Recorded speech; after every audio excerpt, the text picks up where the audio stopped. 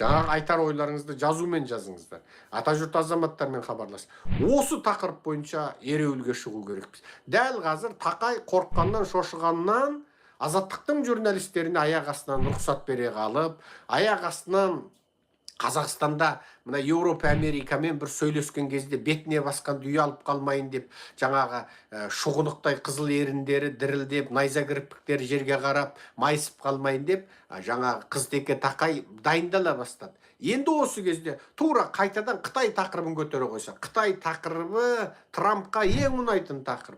Дәл осы кезде міне көтере қойсақ, жаңағы 15-20 сол үшін қамала қойсаңыздар. Міне Қазақстан орталық Азияда Қытай экспансиясына қарсы тұрды. Қытайда концлагерде жатқан қазақтардың тақырыбын көтерді деген әңгіме дүр өтіп шыға келген кезде, бұл сіздердің қамалуларыңыз бірден халықаралық темаға айналады. Бірден. Және оны сіздер атажұрт азаматтарымен бірге көтерсеңіздер, бірден халықаралық темаға айналады. Ал сол кезде Тақай бейшара бұл қазақтарды қамай ма, қамамай ма, кәдімгі шұғынықтай қызыл еріндері дірілдегеннің көкесі сонда болады.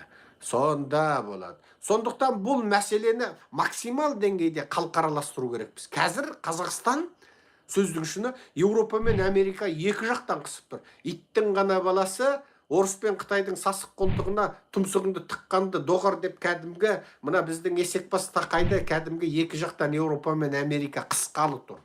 Себебі оның да Еуропа мен Америкада бәленбай тұтқалары бар, ұсталып қалған.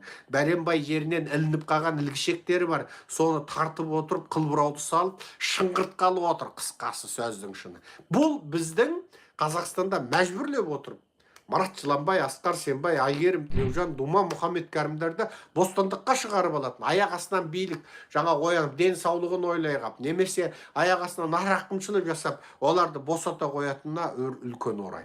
Сондықтан жалпы мына Еуропа, Америка, міне Орта Азияны, Еуропа бір мысалы Кавказ арқылы Еуропаға Қазақстанның мұнай газын Ресейсіз жеткізу, Ресейді айналып жеткізуді талқылай қалған.